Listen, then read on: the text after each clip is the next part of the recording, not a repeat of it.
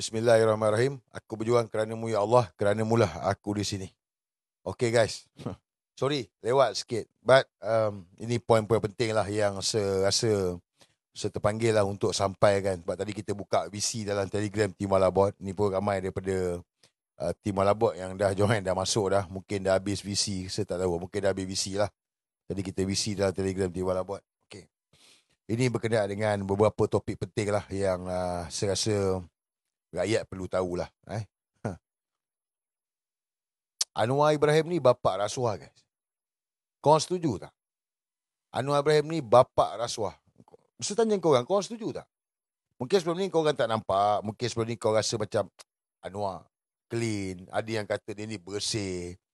Sekarang kau dah setuju, dah nampak dah. Saya teringat kawan saya lah waktu pergi camping dengan dia. Dia sokong Anwar sebab dia kata Anwar ni dia lawan rasuah. Saya terkejut. So kita masyarakat ni ada macam-macam jenis tau. Tak semua orang faham politik, tak semua orang kenal pemimpin politik. So kawan saya seorang ni, dia melihat Anwar ni orang yang dia percaya sebab Anwar punya cakap ni lawan rasuah, lawan korupsi daripada dulu lagi. Betul tak? Daripada dulu lagi lawan rasuah, lawan korupsi. Jadi dia orang ni percaya ke tau. So bila Anwar jadi Perdana Menteri, tak habis-habis dia bagi tahu lawan rasuah, lawan kroni, lawan apa semua. Dia cerita tu media mainkan. Jadi rakyat yang tak tahu ni percayalah dengan Anwar Ibrahim. Jadi kawan saya ni masa tu saya terkejut. Ada golongan macam gini. Bermakna dia tak nampak yang Anwar ni bapak rasuah. Dan saya yakin hari ni orang yang dulu percaya Anwar ni lawan rasuah, orang dah kenal lah bahawa Anwar Ibrahim ni adalah bapa rasuah negara. Setuju? Setuju tak? Ni Anwar Ibrahim ni. Sound problem? Alamak, sorry. Allah. Sorry, tak cabut tadi, charger tengah cas. Okey, sekarang dah clear dah. Muka buku dah clear dah. Setuju Anwar Ibrahim bapa rasuah negara. Jadi hari ni sebenarnya dalam kes terbaru, skandal rasuah pejabat Perdana Menteri. Guys, ini skandal rasuah pejabat Perdana Menteri. Dia tak pergi tempat lain lah.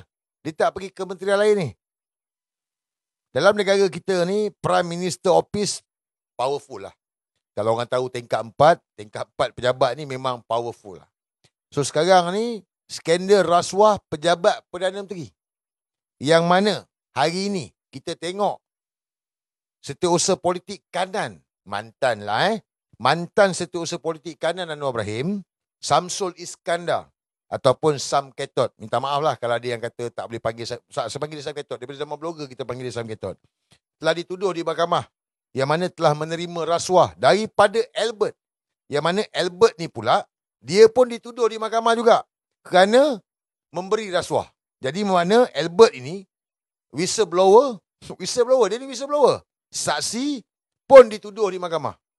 Ini pun memang pelik lah. Memang luar tabi'i lah. Sebab Azam Belen ni Azam Belen kot. Kena agak apa dengan Azam Belen buat pinggan sebelah ni. Sepatutnya whistleblower ni dilindungi. Tetapi kali ni whistleblower pun kena tuduh juga. But tak apa.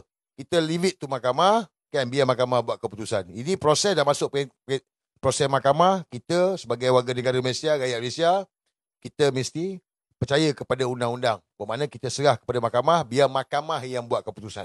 Okay. Cuma apa yang saya nak ceritakan, Anwar Ibrahim nak lagi mana ni?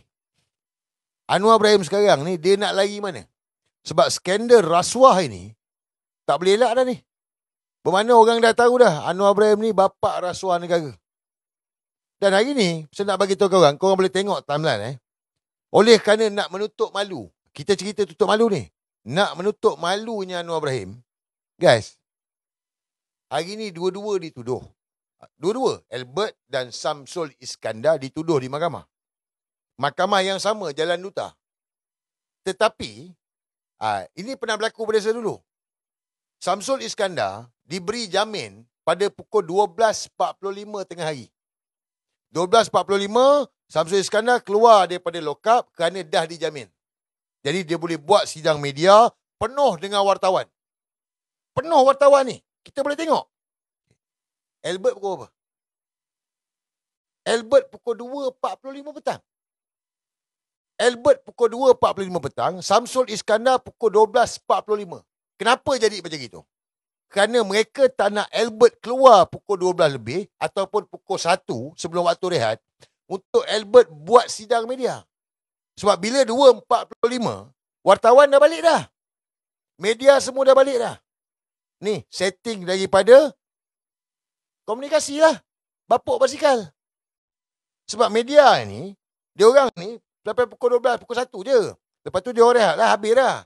So 12.45 Samsul Iskandar keluar, 2.45 Albert keluar. Saya pernah kena dulu dengan Tuan Rafiq apa semua, tiba-tiba tak boleh nak jamin. Sebab kaunter dah rehat. Nampak? Dia sengaja. Ni proses dia sengaja kan. Jadi, lepas tengah hari lah baru boleh jamin. Lepas tengah hari boleh jamin, 2.45 baru keluar. Dan kita boleh tengok sidang media Albert hari ni, tak banyak media kan. Jangan percaya saya cakap, boleh pergi tengok sidang media Samsul Iskandar dengan sidang media Albert. Kau orang boleh tengok jauh beza wartawan yang ada tu.